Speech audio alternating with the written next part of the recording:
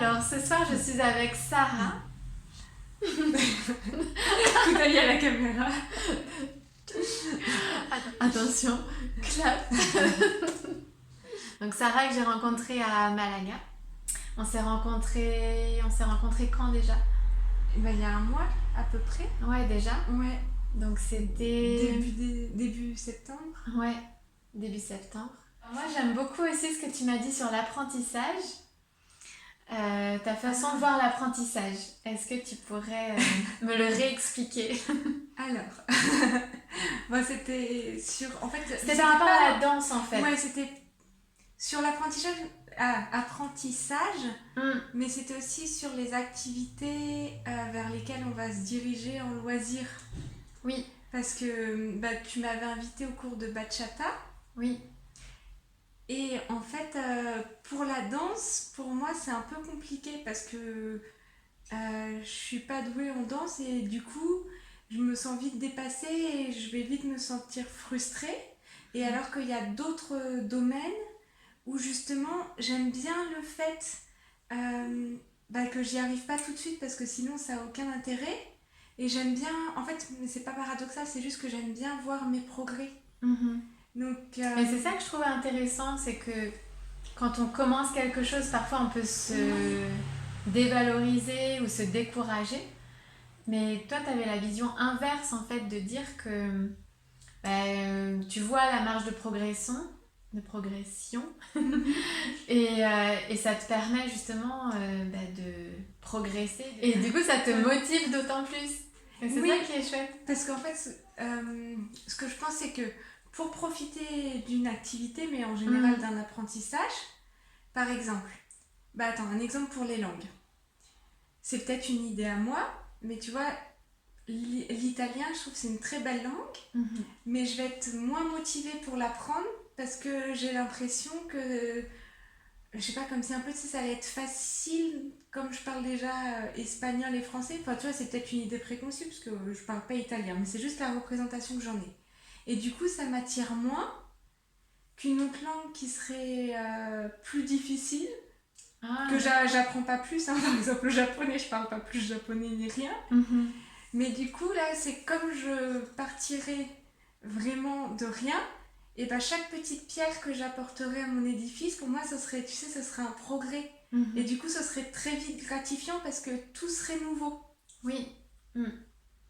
Et en fait, ouais, plutôt que de se dire que en fait, si c'est facile, je vais aimer, en fait, c'est plus, il faut que ce soit pas trop difficile parce que sinon je me décourage, mais en même temps, pas trop facile parce que sinon j'aurais pas l'impression de faire des progrès. Oui, il faut que ça soit assez stimulant et gratifiant à la fois. Oui. Et après c'est en pédagogie, mais t'as un théoricien russe qui avait un peu théorisé ça, qui est Vygotsky. Et en fait, lui, il appelait ça, bon, c'est la traduction française, mais c'est ta zone proximale de développement. C'est-à-dire, c'est comme si tu fais deux cercles. Là, dans le petit cercle, c'est tout ce que tu peux faire, soit toi, vraiment en faisant des efforts, ou avec peut-être l'aide de quelqu'un. Donc, tu vas progresser, mais ça reste quand même un peu dans ton rayon. Et par contre, tout ce qui est en dehors de cette zone-là, si on te demande de faire une tâche qui est vraiment en dehors de cette zone-là, ça va te sembler tellement lointain que du coup tu vas te décourager parce que c'est trop en dehors de ta zone, lui ce qu'il appelait la zone proximale de développement. Et je pense que c'est un peu ce qui m'arrive en danse, que du coup c'est trop, tu vois par exemple quand je vais à un cours un peu normal, c'est trop en dehors de mes capacités présentes, donc ça me décourage. Et il faudrait vraiment que j'aille à un cours, tu vois, vraiment basique pour débutants, pour que j'aie la sensation d'apprendre des nouvelles choses, de progresser, mais que ce soit pas tout de suite où je me mette en échec. Oui. Oui, je comprends. Il faut que ça soit un juste milieu. Ouais. Mais je trouvais ça intéressant, en fait, cette vision, quand même, de dire, voilà, là, je suis pas encore très bon dans ça, mais du coup, ça me motive pour apprendre plus, parce que souvent, c'est l'inverse. Souvent, quand on débute et qu'on se sent pas très bon dans quelque chose, on peut vite se démotiver aussi, même si on aime ça, en fait. Oui. Mm. Et la dernière fois en danse, ça s'était bien passé. Oui, j'avais bien aimé. Après, ça m'avait demandé beaucoup de concentration, donc j'étais partie au bout d'une heure. Mais j'avais bien aimé. Puis l'ambiance, je trouve que c'était assez bon enfant. Ouais, Oui, c'était ouais, d'ailleurs, sympa. j'aimerais bien y retourner au Oui? Moyer Uno, ouais. Ah, cool. Ouais. Mardi prochain. Et il y a un nouveau cours le vendredi, Ah oui? d'intermédiaire avancé. Ouais. Ouais, bah, Merci. Bon, mardi. On va rester sur le créneau du mardi. Cool, bon bah, on va essayer d'appliquer ça. Oui, aussi, c'est pour le dessin aussi, en ce moment, j'applique ça. Que là, je me suis dit que mon objectif, c'est de vouloir faire des portraits. J'aimerais bien réussir à faire des portraits des gens. Donc aussi, ce que j'ai fait pour me motiver, c'est que je me suis créé un peu des étapes intermédiaires. Oui. Comme ça me permet de voir à l'intérieur de ces étapes un peu des progrès. Donc par exemple, pour l'instant, je me fixe pas comme objectif que ce soit ressemblant, parce que c'est un peu trop, tu vois, trop ambitieux. Mais mon objectif dans cette étape-là, ce sera de réussir de faire un visage cohérent. De quand on le voit, on se dit pas, bah attends, les yeux ils sont trop éloignés pour une personne humaine, ou tu vois, ou de se dire, c'est pas possible, elle a l'air à la fois de face et de profil. Non, c'est plutôt juste de faire un visage cohérent. Et comme ça me permet de me fixer des objectifs intermédiaires qui me permettent d'avoir une gratification. Ouais, de me sentir contente. Ouais. Ça aussi, je trouve que ça aide dans l'apprentissage. Oui.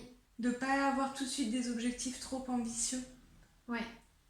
Donc, on va montrer ton dessin.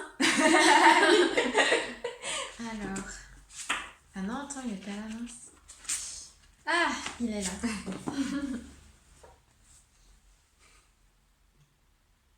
Moi, je trouve que c'est ressemblant. Attends, si je fais la même pose. Là, mes cheveux. Regarde. Ah bah non, là, je te vois. Attends, tu vois ou là, pas? je vois, ouais. Attends. Je trouve que c'est ressemblant. Ah, franchement, tu l'as bien réussi. Je vais le plastifier. Mais je veux faire aussi l'autre de la plage. Ah, d'ailleurs, j'ai besoin que tu me le oui. dédicaces. En fait, tu vois, je trouve qu'il est sympathique. Lui, j'étais contente de ce qu'il dégage. Et bon, c'est pas que techniquement c'est ouf, mais c'était juste... Ah oui, c'est ça aussi. Que j'essaye aussi de profiter, un peu ce qu'on dit, de profiter du chemin. Que comme lui, je sais que j'ai bien aimé le faire. Et quand je le vois, j'ai aussi un bon ressenti parce que j'ai pris du plaisir au moment de le faire. Oui. Et j'essaye de me détacher aussi pour les dessins. Bon, pas pour tout, parce que sinon je veux quand même du résultat, tu vois, ce serait hypocrite de dire que non. Mais j'essaye, mais j'arrive pas. Mais De te détacher du résultat. Pour dire que si j'ai aimé faire un dessin, que même si au final le résultat est pas ouf, mais j'ai quand même, tu vois, j'ai quand même eu du plaisir à le faire. Oui. Et donc de garder aussi ça en mémoire. Et lui, je sais que je me suis bien amusée à le faire, parce que c'était avec des crayons de couleur et tout, et que je trouvais qu'il était sympa à faire. Donc du coup, c'est pour ça que je te dis, il est sympathique, tu vois, j'ai un bon souvenir du moment où je l'ai fait. Donc là, il y a plein de choses qu'on doit retenir. On résume. Oui, qu'en fait, si on n'est pas bon dans quelque chose, en fait, c'est positif, parce que ça veut dire qu'on va s'améliorer. Donc c'est quelque chose qu'il faut prendre du bon côté. Oui. Qu'il faut aussi, pour se rendre compte qu'on progresse, il faut se fixer des objectifs un peu intermédiaires. Oui. Pour pas... pas à pas. Ouais. Par exemple, je vais pas me dire, demain je vais apprendre à faire des portraits hyper réalistes. Parce que non, en fait, mais en se fixant des objectifs intermédiaires, on arrive à être content de soi. Aussi, faire quelque chose qu'on aime, parce que comme ça, même si on n'atteint pas le résultat qu'on souhaite ou pas tout de suite, et au moins on aura profité du chemin. Donc ouais, je pense que c'est un peu les trois choses. Et la quatrième chose, c'était de ne pas s'attacher au résultat. Oui. Aussi. Mais